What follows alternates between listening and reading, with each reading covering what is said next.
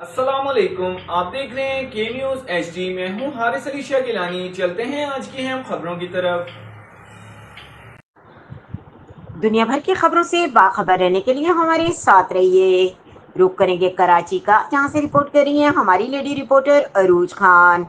Korea में क्योंकि आबादी मुसलसल कम हो रही है, इसलिए कोरियन गवर्नमेंट ने नौजवानों को शादी करने पर शादी का खर्चा, घर किराया और कारोबार शुरू करने के लिए पाकिस्तानी 1 करोड़ रुपए के लिए वजीफे देने का ऐलान किया है।